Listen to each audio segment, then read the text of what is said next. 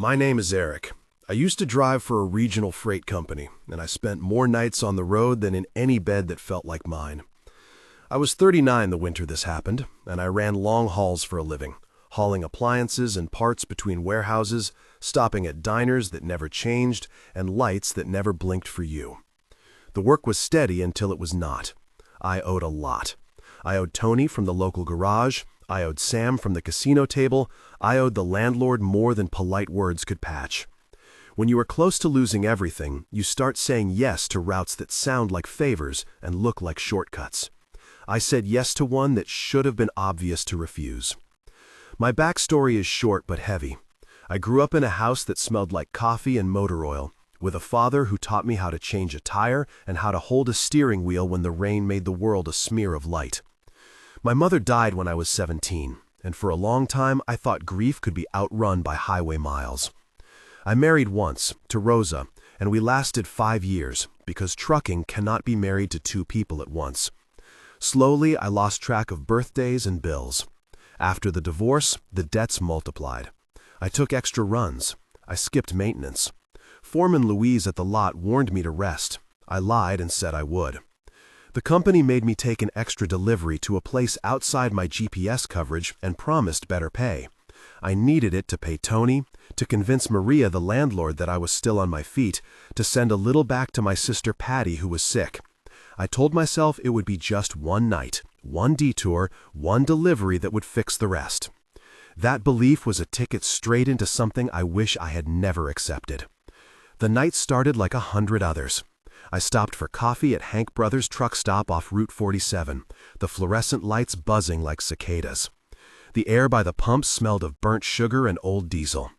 Hank, who owns the place and knows every driver that can be trusted and every driver that cannot, filled my cup and wiped a greasy counter with a rag that had seen other decades. He grinned, but his eyes were flat. I asked about the back road the dispatcher had suggested, and he shrugged. Mike, on the other side of the counter, mouthed something I could not read.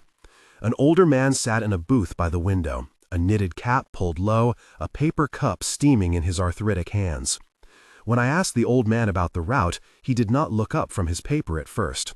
When he did, his face read like a map of hard winters. I asked him the name of the lane, and he said, "It changes with the fog." He set the paper down and pinched the bridge of his nose like a man who had been asked to lift something that no longer wanted to be moved. He spoke slow and low. "You are not to take that road after the clock passes 12. I felt the standard laugh rise in my throat, the laugh you give to superstitions when you are tired and underpaid. I leaned over the counter and said, "I have a schedule." He tapped the counter once. "Schedules do not matter there. You will think you can pass through. You will think a thing that looks like a toll booth is just a relic. You are not to stop for it." I smiled and told him thanks. The smell of his cigarette stuck to his coat when he reached up to scratch his ear. Hank called me by name and told me to watch the mirrors. It was small talk that carried a weight like a stone in a shoe. The conversation at the station spun into a sequence of short exchanges. I asked for directions. Hank said go north and then take the gravel spur. Mike frowned and said the GPS might glitch. The old man Sam said again, do not stop. I said I would be careful. Hank leaned in and said the booth has a tray. I asked what kind. Mike put down a sugar packet and pushed it toward me like offering a dare. I said I needed to get moving.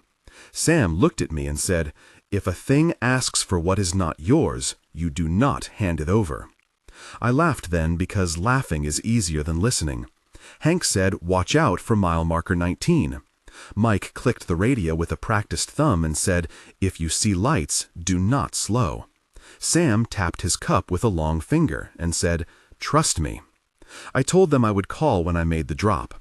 They watched the way my truck rolled out under the weak neon and the way my taillights disappeared down the highway. I took the route the dispatcher gave me, and then the GPS slipped and offered an alternate that looked shorter. The map on my dash blinked and offered a stretch that cut through a patch of national forest, a line thinner than the others and unlabeled. The air on the shoulder was cold and sharp and tasted like the inside of a metal box when you first open it. My hands knew the wheel by memory, the leather mapped to the pads of my fingers. The taller trees closed in. The radio turned to static, and then to a station playing a song I could not place. I saw signs of the county, then nothing. Then a hand-painted wooden sign with faded letters that said simply, "Private Lane," and an arrow that pointed onto a gravel way. My phone would not pick up a signal. The engine hummed under me like something that could hold secrets. The headlights cut a tunnel through the fog, and every hair on the back of my neck lifted as if reaching for an unseen object. I remember the first anomaly like a thin sound threading through the motor. The dashboard clock flicked to 11:58 and then stopped for a beat. It looked like a freeze frame, then moved on. My breath fogged on the cool glass. I smelled something like metal warmed too long, and a faint sweetness, like overripe apples left in the sun. A metal sign by the roadside was clean where the brush had not touched it, and it bore a symbol I had not seen before, a spiral that looked like a road folding in on itself. The fog thickened, and the trees leaned inward as if snooping. I reached for my radio and heard a voice that sounded like it was pressed through cotton.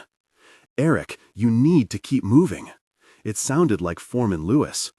I said I was on the alternate, and he told me again to turn back. The signal snapped, and in its place there was a series of metallic clicks, like a cash register counting out change. At roughly the point where the GPS heartbeats became irregular, I saw it for the first time. A tiny booth sitting under a single sodium lamp, like a relic that had been left behind on purpose. It was smaller than I had pictured and painted a color that blended with the night, a gray that meant industry and age. The window was open and a faint glow like a teacup of light came from inside. A metal tray hung at waist height and there was no attendant in sight. I slowed, even though every part of my body told me to keep going. The brakes smelled of friction and the truck exhaled steam into the cool air. My hands were damp on the wheel. The tray jutted out like an invitation. The light hummed and then stopped. My headlights carved a pair of ovals in the fog, and in that split second, I saw a figure move behind the glass, like smoke rearranging itself. The booth sequence turned into a series of spoken moments that would not leave me alone.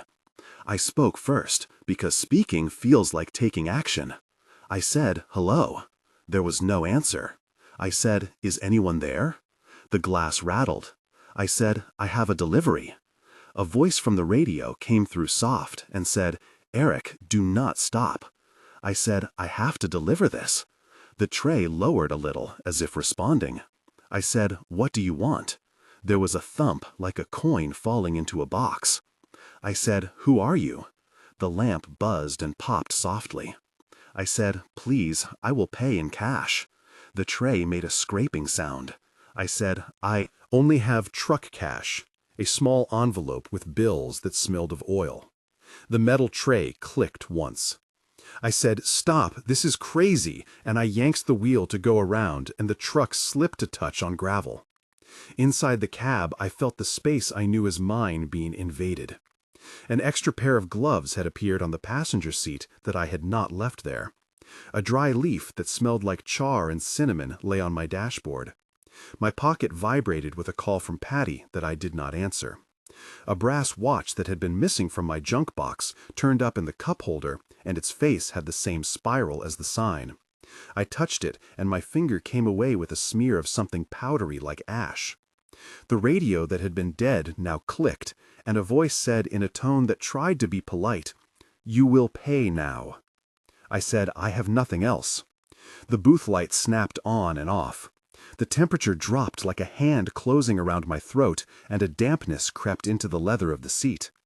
I remember the truck breathing in the night, and a far-off bell sounding 3 times like someone counting out a toll. My heart hammered. I thought of the money I owed Tony, and how small that worry suddenly felt compared to the pressure of an impossible tray. The escalation felt like a series of betrayals by small objects. A receipt printer in the dash kicked out a length of paper with a single word printed in shaky type, "Toll." The GPS rerouted and kept replotting a circle back to the booth no matter how I turned. My dead phone showed a contact named Maria, and the screen flashed the number 1999 3 times. I found under my seat a child's shoe that smelled of river mud and soap, and it was not mine. The watch on the cup holder had stopped at 11:59, and its second hand was trembling like it had a pulse of its own. I unbuckled to reach for the watch, and the door handle would not engage. The radio spat a sentence that was not in any language I knew, but had cadence like counting. I pounded on the window, and the sound was muted, as if it were underwater. The truck seemed determined to keep me within sight of the booth, and for the first time I understood how small choices become traps. One of the stranger interactions came through the CB when a driver named Dalton started talking, a voice I recognized because I had hauled with Sheriff Dalton once to a charity run. We exchanged words like flares and fog. Dalton said, "Slow down." I said, "I am trying." He said, "Do not hand them anything." I said, "Who is them?" Dalton said, "The lane collects." I said, "That makes no sense." He said, "Listen to me," and then static. I tried to talk to Maria at the company, and she said, "Take the old route. Do not listen to that new waypoint." We argued through a string of short sentences until the line went dead. Later, I would learn that a man named Tony had been paid off for a favor once with a token that was more than a token. Names kept appearing like loose change in a jacket. Hank, the stop owner, Mike at the counter, Sam, the old man, Foreman Luis, Sheriff Dalton, Patty, Maria, Tony. All these people became anchors in a sea of odd feedback loops. At some point, the booth yielded a hand, a pale glove that pushed a small circular token into the tray. It slid to the edge and stopped. I could see the spiral etched into it. The token looked like metal and smelled faintly of smoke and cloves. I tried to ignore it and ease the truck past. The tray slid open like the mouth of something patient. The radio chimed and a voice said, "We are waiting." I kept my foot on the gas and the truck lurched forward and then found itself again facing the tray. My stomach went flat. The idea of giving up money for nothing felt absurd and also necessary in the same breath. I reached for a bill and the booth light flashed. The token moved as if nudged. I withdrew my hand because my skin prickled. The tray had the temperature of a coin left in sun, and then the cold of coin left in snow. The tension moments came crashing in and held me tight. First moment, I saw Patty standing in the fog on the shoulder like a small figure lit from behind, her hair damp and her coat smelling like a hospital. I called her name, and the road answered with the rumble of the engine and then silence. I got out, and the gravel bit into my shoes, and the fog hugged my calves. The token rattled in the tray like a heart. I tried the door, and it opened like it always did, but when I stepped out, the world had shifted a degree. I could hear my own blood in my ears, and then another sound under it, a metallic chime that matched the watch.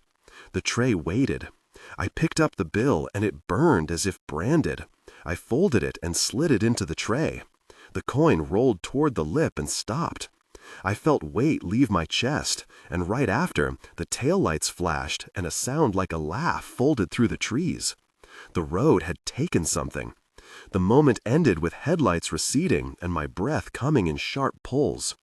Second moment, the cabin radio flared to life, with a voice that sounded like Maria, and like Foreman Luis, and like someone else, all at once, and it said, "You made a trade."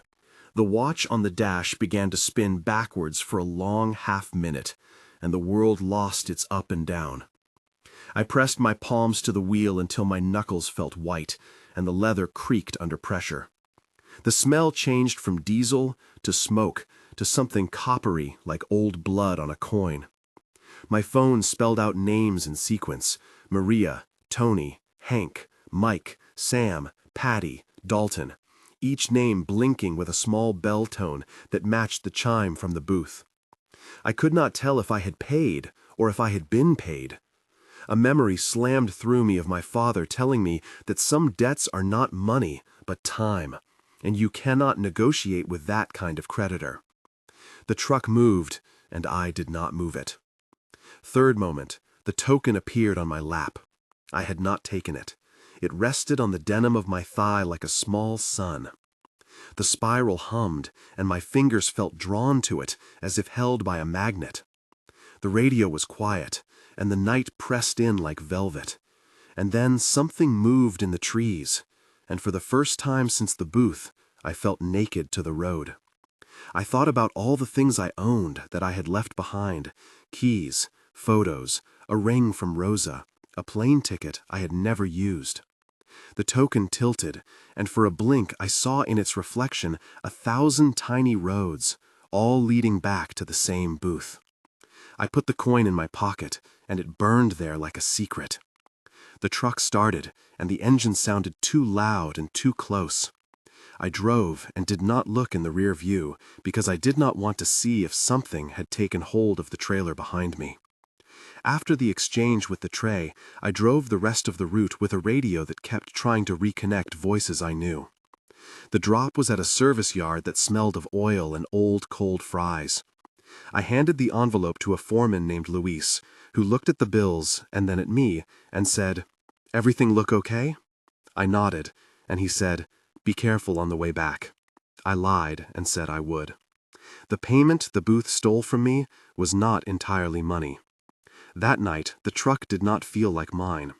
Little things were missing: a wrench set I kept under the seat, an old lighter with a picture of Rosa on it, a toenail clippings tin that had been in my cab since I was a teenager. In their place, there were small signs, like the spiral scratched into a headlight casing, a smear of ash on the dashboard, and the taste of iron on my tongue. A week later, I went back to the booth. I could not leave the feeling of what had been taken to hang in the air like mist. Hank watched me when I told him I was going back to see what it was. Mike at the counter said, "Do not." Sam, the old man, shook his head and said, "There are lines you do not cross." Tony called and said, "You do not need to poke at ghosts."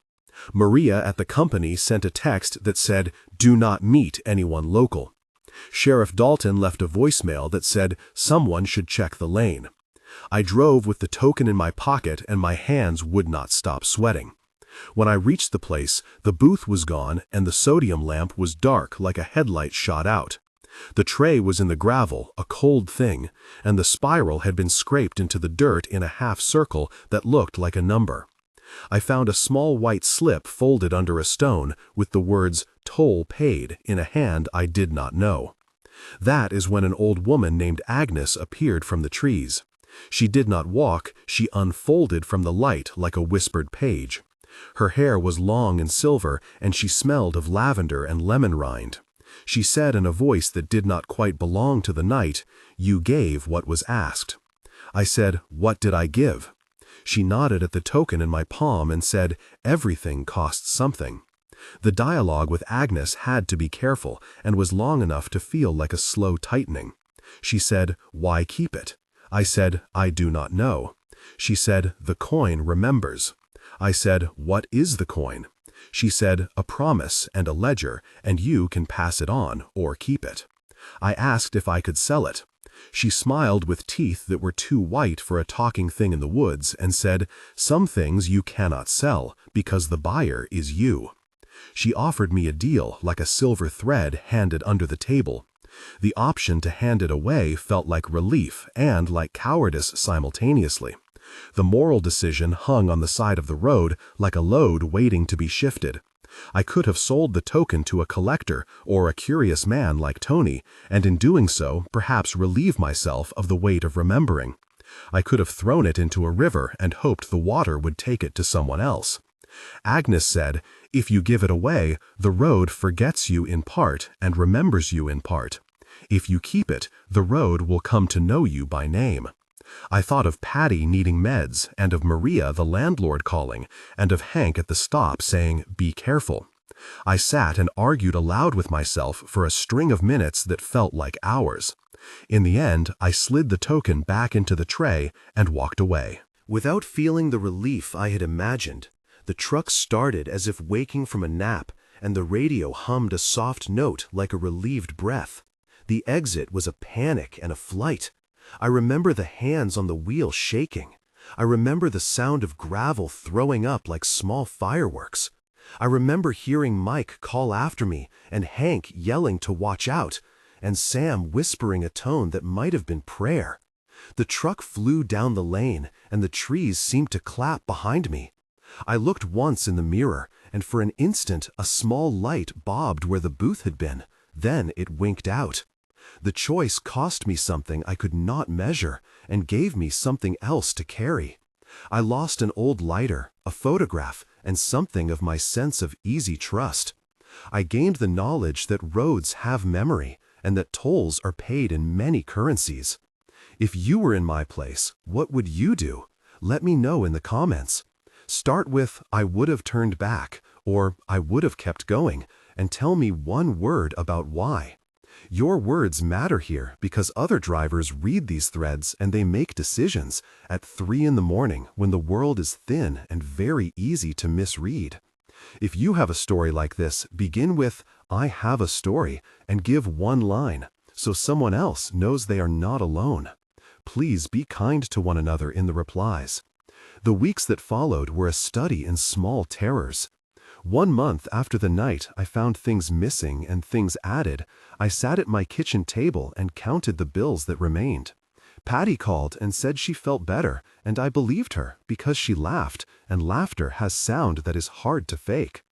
I put the token in a small box and slid the box into an envelope and taped it with a photo of my sister on top. I mailed it to a collector in a town 3 counties away because it seemed the most neutral place to bury a thing that was neither debt nor forgiveness. I thought the act would unburden me, and it did a little, as if someone had lifted a pebble from my shoe. 3 months later, I noticed dreams that took me back to that night, but changed small details. A coffee cup that had been white was now blue. A road sign that had read "Private Lane" read "Toll Now." I found myself checking mirrors at odd hours for lights that were not there. I sold a load to pay a medical bill, and under the tarpaulin there was a brand new strap that smelled faintly of lavender, as if Agnes had been in the packing shed. I caught myself telling truckers at Hank Brothers' stop to watch the 20-mile marker, and they smiled indulgently and told me I had been spooked. I let them. For 3 months, I woke sometimes at 2 in the morning, and every time I felt the soft pressure of a coin in my pocket that was not there. 6 months on the road, I moved through the routine, but with eyes more careful. I traded certain lanes for others and kept an extra lamp in my cab. I stopped answering late-night calls for strange detours. I kept a small talisman in the dash, an old lighter that had belonged to my father, and I ran my thumb over the name carved in it when I felt the world tilt. I still see the spiral sometimes, in reflections in wet asphalt or in the curve of a moon. Once, at a rest stop, a young driver named Jesse asked me if I believed in things that haunt roads, and I told her I did. But that belief did not feel like a religion, it felt like caution. I still owe things, and I still pay bills, and I still pass Hank and Mike and Sam, and they watch me, and sometimes they nod once, like people who survived a weather together. If this story reached you and you felt the cold in it, subscribe for more accounts like this. I tell these things because the road remembers, and because other drivers deserve to know when a lane is a trap and when it is only dark. The last thing I will say is simple and hard. I never took that shortcut again.